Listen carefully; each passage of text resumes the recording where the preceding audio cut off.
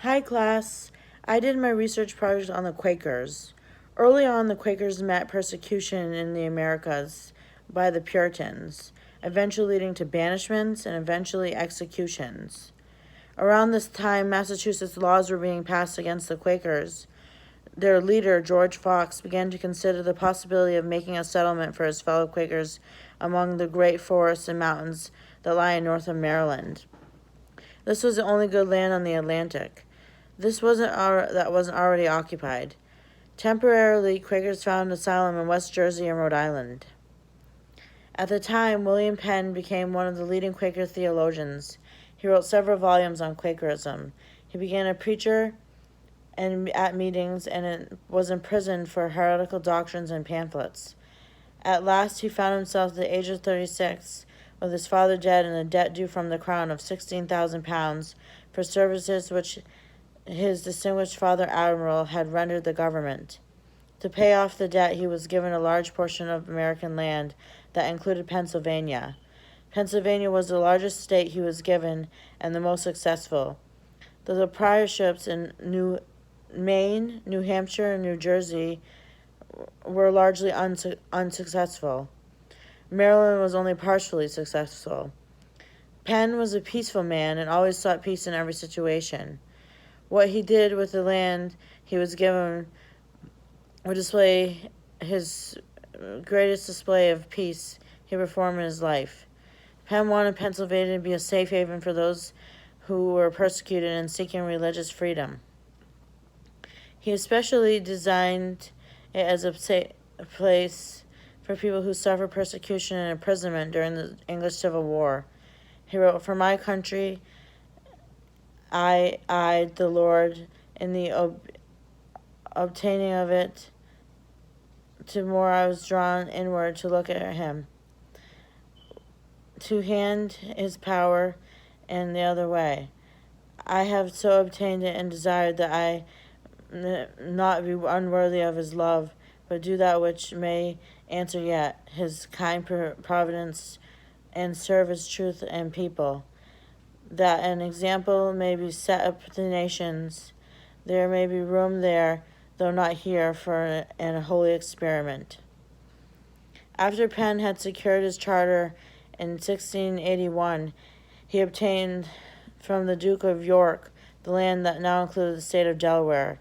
He began selling land at £100 for every 500 acres. He began working on reform in law.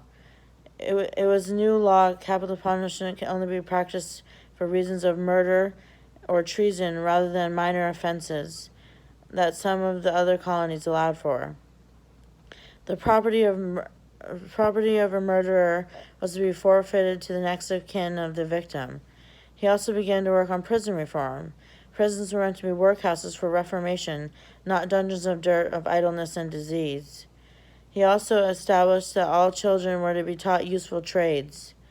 Penn had now started his holy experiment. He called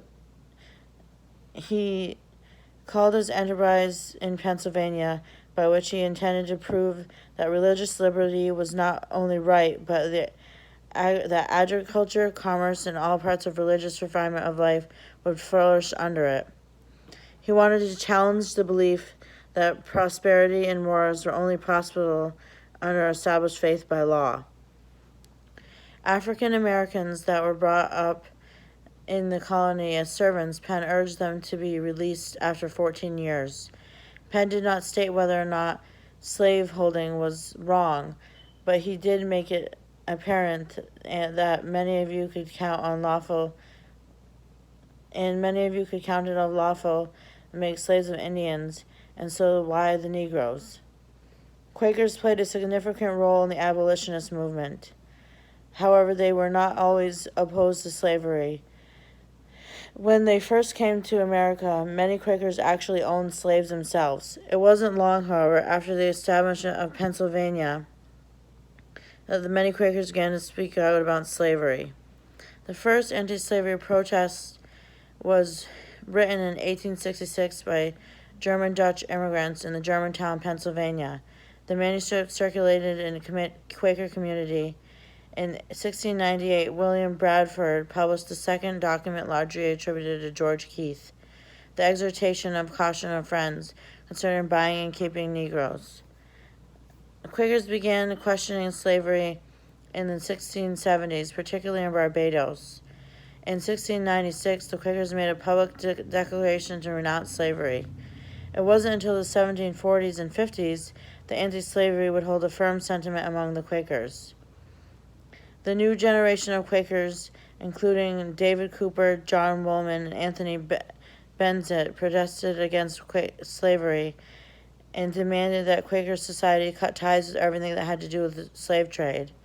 In the United Kingdom, Quakers worked with the Society of Effecting Slave Trade in 1787, which was responsible for forcing the end of the British slave trade in 1807.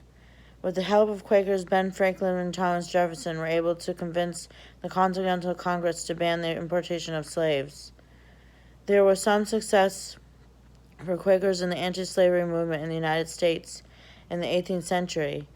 In the Pennsylvania Abolition Society, it was founded in 1775, which consisted primarily of Quakers.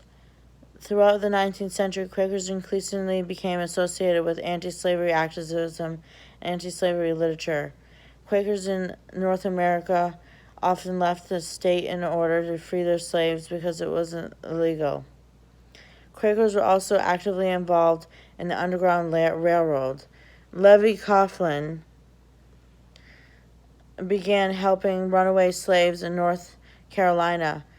Later in life, he moved to Ohio, where he became known as the president of the Underground Railroad. Levi Coughlin was known to have helped nearly 3,000 slaves escape to freedom in the Underground Railroad. Many Quaker families assisted runaway slaves in the Underground Railroad. Henry Stubbs and his family helped runaways get across to Indiana. The Bundy family helped slaves from Belmont, Ohio. Quakers were often persecuted by slave owners due to their belief by forcing them to move from their homes. Quakers were very pivotal in the abolitionist movement and also women's rights movements.